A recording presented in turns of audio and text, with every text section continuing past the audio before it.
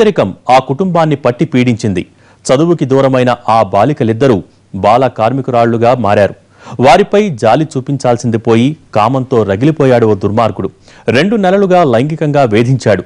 ఆ కామాంధుడి నుంచి తప్పించుకున్న బాధితులు పోలీసుల్ని ఆశ్రయించారు.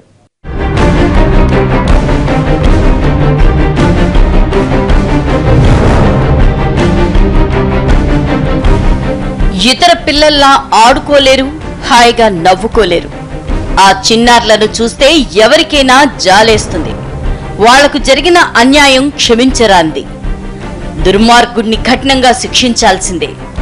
మన సమాజం రాను దారుణంగా తయారవుతోంది.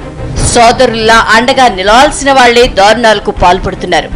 హైదరాబాద్ మైదీపట్నంలో అలాంటి ఘోరమే జరిగింది. అత్తాపూర్కు చెందిన ఓ కుటుంబంలో తల్లి తండ్రి చనిపోయారు. దాంతో 3 అమ్మాయిల్ని పెంచి పోషించాల్సిన బాధ్యత అమ్మమ్మపై పడింది. పేదరికం కారణంగా 14 ఏళ్ల పెద్దమ్మాయిని బంధువుల ఇంట్లో పనికి పెట్టింది. మిగతా 12 ఏళ్లు 8 ఏళ్ల 2 బాలికల్ని వేరే ఇళ్లలో పనికి పంపించింది. రిజ్వాన్ తండ్రి దగ్గర పనికి వెళ్తున్న 2 బాలికలకు 2 నెలలుగా తరచూ జ్వరం వస్తోంది.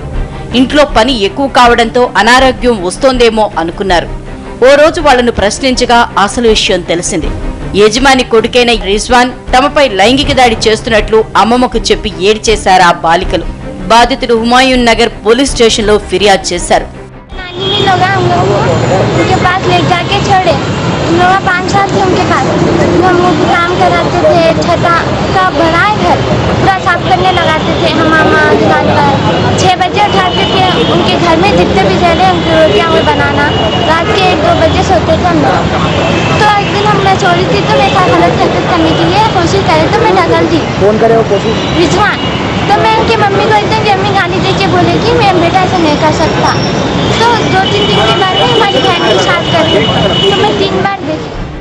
రిజ్వాను అదుపులోకి తీసుకున్న పోలీసులు కూపి లాగుతున్నారు. దర్యాప్తు తర్వాత తగిన చర్యలు తీసుకుంటామని భరోసా ఇచ్చారు.